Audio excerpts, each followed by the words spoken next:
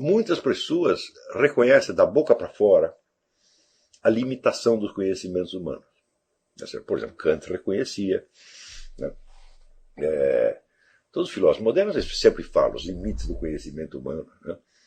Mas isso é tudo um flatus vocis. Não é um reconhecimento efetivo. Por exemplo, o pessoal os praticantes da ciência moderna eles sempre falam isso, né? Nossos conhecimentos são limitados, etc, etc. Mas eles entendem a limitação do conhecimento humano, primeiro, como se fosse uma deficiência da realidade. E uma deficiência é uma anormalidade. Claro, nós podemos considerar como uma anormalidade do ponto de vista metafísico, tendo em vista, por exemplo, a doutrina do pecado original. Mas não é nesse sentido teológico que eles falam. É no sentido histórico-temporal. Quer dizer, os nossos conhecimentos são deficientes, mas nós estamos caminhando para a perfeição do conhecimento. Ainda que não alcancemos jamais, o normal seria ter o conhecimento universal, mas nós não temos, infelizmente, por uma limitação nossa, ou a limitação determinada pelo pecado original, ou determinada pela evolução das espécies, tá certo? Pela nossa genética, por algum outro fator desastroso, tá certo? Então nós não temos o conhecimento universal. É uma pena, tá certo? Mas nós estamos fazendo o possível para suprir essa deficiência. E, ao longo de um prazo histórico indefinido, nós acabaremos resolvendo todas essas questões. Esta visão é totalmente alienada. Por quê? A limitação do conhecimento humano é inerente à limitação da vida humana. De que serviria um conhecimento infinito para um ser que tem uma duração finita? Não faz sentido. Quer dizer, um conhecimento infinito supõe uma forma de existência infinita. Então, o conhecimento total supõe existência infinita, não somente a vida eterna humana, note bem. Tá certo? Porque, mesmo dentro da religião cristã, a promessa da vida eterna não diz que você vai saber tudo. Diz que você vai ver Deus, não que você vai ser Deus. Então, é possível que após a morte você fique sabendo alguma coisinha a mais. Tá certo? Mas não tudo. Então, mesmo na perspectiva da vida eterna, você não vai saber tudo. Tá certo? Agora, quanto mais nessa vida aqui. Outra coisa, quando as pessoas apostam, vamos dizer, no progresso do conhecimento, no progresso da ciência, e descrevem a estrutura da evolução cultural como se fosse uma caminhada em direção ao conhecimento universal e perfeito, elas esquecem o seguinte: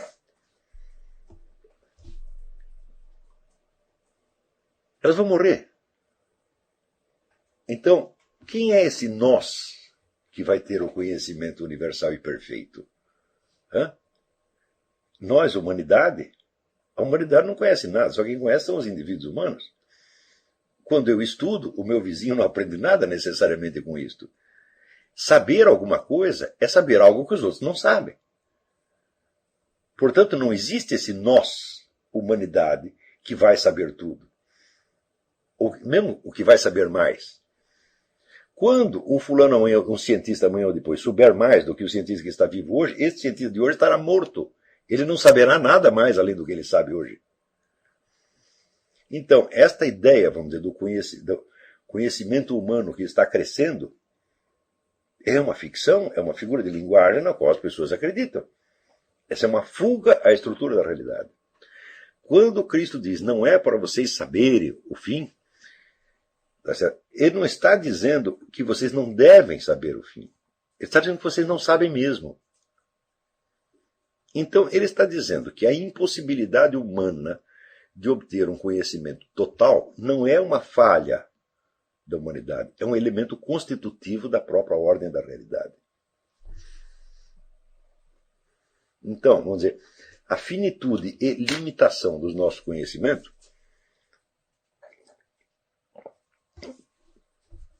ela não é algo a ser vencido, é algo a ser assumido. E não assumido com aquele ar de desgraça, que pena, os nossos conhecimentos são tão limitados, nós nada sabemos além da experiência, etc, etc, como Kant, aquela choradeira kantiana, tá entendendo? não é isto. Vamos dizer, esta limitação é a estrutura real da nossa existência. É ali que nós estamos, é ali que você tem de cavar.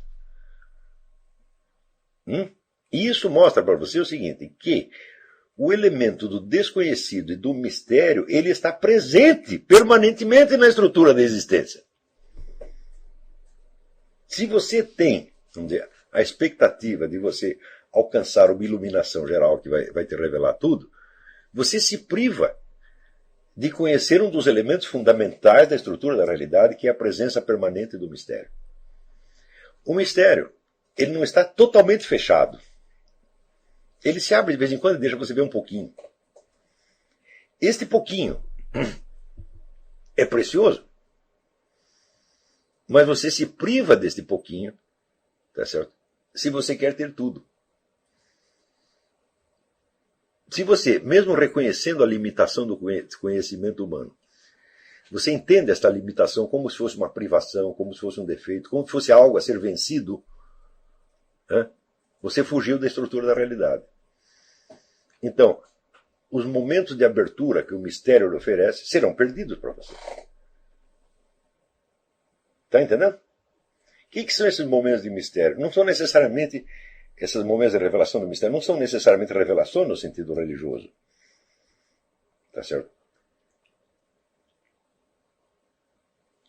São simples abertura para você compreender aspectos da realidade que são pertinentes à sua vida e ao seu destino.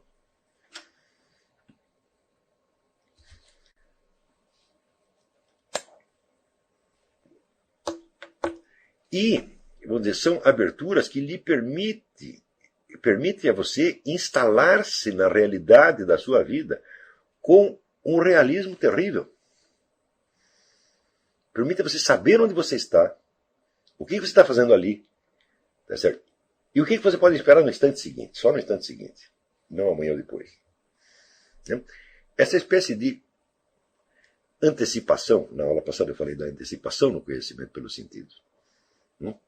Esta antecipação, que é baseada num conhecimento não verbal, por assim dizer, no conhecimento por presença, tá certo? É um elemento sem o qual você não pode se orientar na realidade. E é isto que você perde quando você quer voar para as alturas do eu transcendental, ou quando você aposta na perfectibilidade infinita do conhecimento humano, ou quando você lamenta, né, ou você fala das limitações do conhecimento humano como se fosse um defeito e não um dado da própria realidade. Quer dizer, a finitude do conhecimento humano é um dos pilares sobre os quais é construída a nossa própria existência. Então, o importante não é vencer o desconhecimento, mas encontrar um modus vivendi com o mistério que lhe permita ter, vamos dizer, uma reação adequada ao mistério. E, portanto, você obter o coeficiente de luminosidade que você precisa naquele momento e naquele lugar para você poder agir, pensar, conhecer e decidir responsavelmente. Isto é o máximo que o ser humano pode alcançar. Isto e não a suprema beatitude do conhecimento. Está entendendo? E aí, novamente, o mestre nosso é Agostinho. E a filosofia é baseada na confissão da sua condição real. Está entendendo? O resto é fuga da realidade. Pode ser gostoso, como um teatro, tá certo? Pode lhe dar uma impressão de beatitude, de prazer, etc. Mas é tudo falso. Então, a diferença, eu não digo que esta atitude seja sempre de inspiração gnóstica. Não, existem muitas inspirações. Tá certo? Você vira, por exemplo, Santo Irineu, que escreveu um livro clássico contra as heresias. Santo Irineu era um milenarista. Entendeu? Então, quer dizer, os elementos que vão contribuir para a confusão revolucionária dos tempos modernos, eles aparecem nos lugares mais imprevistos. Quer dizer, o maior inimigo das heresias fomentou uma coisa que em si mesma não é herética, porque não forma uma doutrina total, mas é um elemento, vamos dizer, originador de muitas heresias. Então, essa perspectiva milenarista, ela é justa e ela está integrada na realidade se você entende que, primeiro, você não sabe o que é o fim do mundo, você não sabe o que é o segundo retorno do Cristo e você não vai saber jamais. E não adianta especular. Então, aí a única atitude realista, tá certo? É você entregar-se a uma inteligência infinita que sabe o que está fazendo e que não vai te contar o que ela vai fazer. Se você abdica de especular estas coisas, o que acontece? A realidade começa a abrir-se para você. Está entendendo? Você não vai saber o fim do mundo, você não vai transcender a sua condição, mas você vai entender a condição humana, tal como ela é de fato. Você vai cavar onde você está. Entendeu? Então, onde está o petróleo, onde está a riqueza? Está aí onde você está. E a técnica é a do Agostinho, é a confissão, é falar a realidade, é aceitar a condição humana na sua plenitude, onde tudo é precioso, tá certo? Inclusive os detalhes mais irrisórios, os pecados, as misérias, etc. Tudo isto é precioso. Por quê? Porque é a realidade. Entendeu? Então, uma vez, uma aluna minha, que era uma mulher muito bonita, chegou e falou: olha, estou cansada de ser admirada pela minha beleza, eu quero ser admirada pela minha inteligência, meus conhecimentos, etc, etc. Eu falei: minha filha, isso aí é vaidade sua. Por quê? Porque todas essas porcarias que você pensa, é você que está inventando. Ao passo que a sua beleza foi feita por Deus. Vocês admiram você por a sua beleza, estão admirando a obra divina. Agora você quer concorrer com Deus. Você falar o que Deus fez não presta. O que é bom é o que eu mesmo inventei. Então você para com isso. Ao contrário, você tem que, quando você olhar no seu espelho de manhã, você olha assim, veja como você é linda e peça a Deus que lhe dê, vamos dizer, uma personalidade pelo menos digna desta beleza. É o contrário, é a beleza que tem que servir de guia, porque ela é um dado da realidade, ela não é um pensamento seu. E foi de novo. Então, o Marcos Maris que fez a pergunta, você, naturalmente isso não é só uma resposta à pergunta, essa é a continuidade natural da exposição que eu estava fazendo antes. A pergunta serviu apenas para de pretexto. Né? A diferença entre essa perspectiva gnóstica e a perspectiva normal da experiência cristã é que essa experiência cristã, ela sabe que não sabe nada. Ela sabe que ela não sabe como são as coisas. E o saber que não sabe, neste caso, é fundamental, porque é só você meditando continuamente na presença do mistério, do desconhecido e do incognoscível, é que você pode se abrir para o cognoscível. E você vai perceber a diferença entre ignorar e saber. Muitas pessoas perderam atualmente até o sentido do que é a certeza imediata, do que é evidência imediata. Elas não têm mais isso. Elas estão de tal modo confundidas, vamos dizer, numa rede de argumentos e pensamentos, etc, etc, que elas não são capazes mais de confessar o que sabem. Mas olha que coisa preciosa. Aquilo que você efetivamente fez, e que ninguém mais sabe que você fez, que só você sabe, ainda que seja um monte de pecado, ainda que seja um monte de merda, é realidade. Está entendendo? Não é um pensamento seu. Isto é um ponto firme onde você pode se agarrar. E ali você adquire o quê? O senso da certeza, o senso da evidência, o senso do imediato, que é a base de todos os conhecimentos possíveis. Você pode medir a confiabilidade dos conhecimentos conforme eles se aproximem ou se afastem deste legado, por assim dizer, deste legado autobiográfico que cada um de nós tem. Mesmo que esse legado seja constituído só de porcaria. Vocês olha, passei minha vida aí, né, tomando pico, né, roubando, matando, estuprando, fazendo tudo. Eu digo, muito bem. Essa história é preciosa, porque você sabe que isso é real. E você não pode fugir dessa história. Está entendendo? Porque é a única que você tem. Então, esta história, é claro que se ela tiver bons momentos, é melhor do que ser constituído só de porcaria. Mas mesmo que seja constituído só de porcaria, né? O que não, aliás, não existe, ninguém tem uma vida tão ruim assim, né?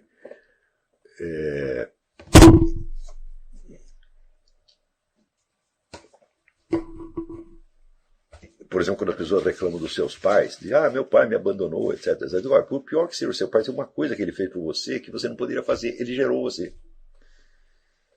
Então, no mínimo, esta gratidão você tem que ter. O cara fez algo por mim, que eu jamais poderia fazer. Tá certo? Então, vamos dizer, este é um dado da realidade. Então, a sua história também, ela é este patrimônio de dados de realidade que você não pode negar.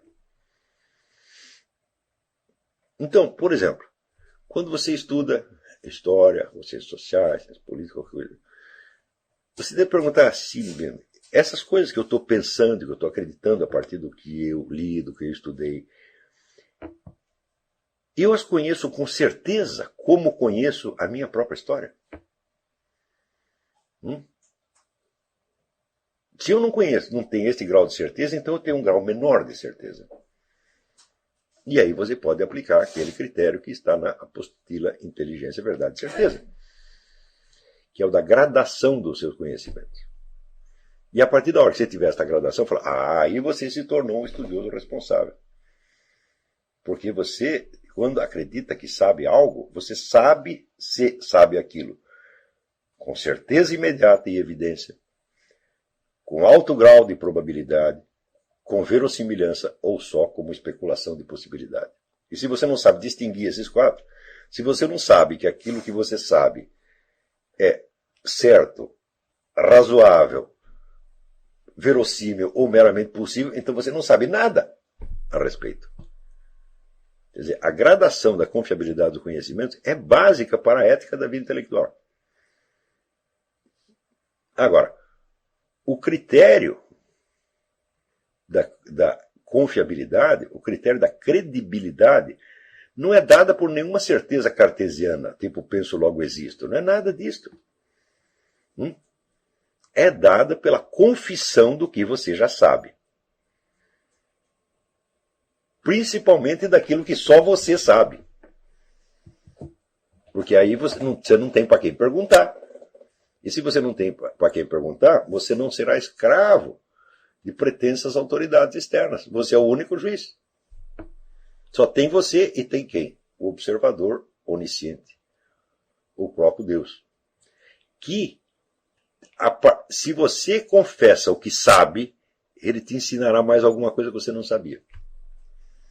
Cada vez que você admite a estrutura da realidade tal como ela é, cada vez que você cava onde está, o que acontece? Uma parte daquele imenso reservatório do conhecimento por presença sobe à sua consciência. E você fica sabendo algo mais. Estão entendendo? Esses são princípios do método. É claro que isso aqui já é uma exposição propriamente filosófica, mas não feita como exposição filosófica, como exposição teórica, e sim feita como conselhos, regras práticas. Então, quando no começo do curso eu pedi a vocês aquele exercício do necrológio, tá certo? É porque o necrológio, quer dizer, a figura do eu ideal, por assim dizer, é a unidade de medida com que você mesmo vai medir o que você sabe a seu respeito. Tá entendendo? Então, o eu ideal foi sugerido aqui para servir de unidade de contraste em relação à sua biografia real.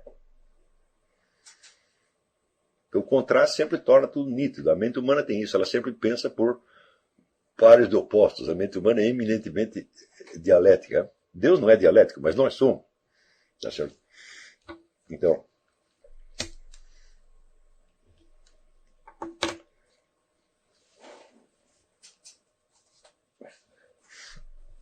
Então, vamos dizer, aí, Marcos Mariz, a diferença entre a esperança cristã e, vamos dizer, a fuga gnóstica da realidade é que o gnóstico foge para uma dimensão superior onde ele acredita que vai ter um conhecimento universal. Ele acredita que ele vai ver as coisas desde um ponto de vista divino. Ao passo que, note bem, quando Jesus diz essa coisa aqui, você não vai saber o futuro, tá certo? E, ao mesmo tempo, ele dá aquele conselho, carrega a tua cruz, pega a tua cruz e segue-me. Não é isso que ele diz? Ora, essa cruz representa o quê? Entre inúmeros outros significados, o simbolismo da cruz é uma coisa inesgotável. Entre outras coisas, a cruz simboliza o cruzamento das condições de espaço e tempo e número que nos limitam e nos definem. Ou seja, a realidade da nossa vida nesse preciso momento, nesse preciso lugar, onde nós devemos cavar. Quer dizer, é o conjunto das condições reais que nos determinam e fazem que nós sejamos o que somos. Então, o carregar a sua cruz é às vezes definido como você arcar com os seus pecados. Mas o que é arcar com os seus pecados? É contar a sua história. Está compreendendo? Você não pode contar a sua história se você contar só os pecados. Porque senão falta o elemento de contraste. Está entendendo? Se você chegar, para você mesmo, chegar diante de Deus e dizer, olha, eu sou o pior pecador do universo, eu sou isso, eu sou aquilo, você vai estar exagerando, você está mentindo, você sabe que você não é. Você não é um genocida, você não é estuprador, você é um pecador vulgar como qualquer outro. Seus pecados não são pior que os meus, nem do vizinho, são os pecados medíocres, idiota, tá entendendo? E nem essa vaidade de ser um grande pecador você pode ter. Tá certo? Então, porque se você começa a exagerar os seus pecados, você cai naquilo que Agostinho fala. Agostinho diz que nada agrada mais aos diabos do que você aumentar o poder deles. Do que você inflar o poder deles. Eles não são tão poderosos assim. Eles não dominam você 100%. Eles dominam um pedacinho quando você está distraído. Né? Às vezes dominam por dias e dias, por meses, por ano, mas nunca totalmente, nunca 100%. Né? Porque senão acabaria a dialética, acabaria o conflito. Entendeu? Aquele gênero de teatro medieval, os autos, sempre mostravam, né, a alma, o diabo e o anjo. Tá certo? Então, a alma está sempre nessa tensão. Ela nunca se define para um lado nem para o outro.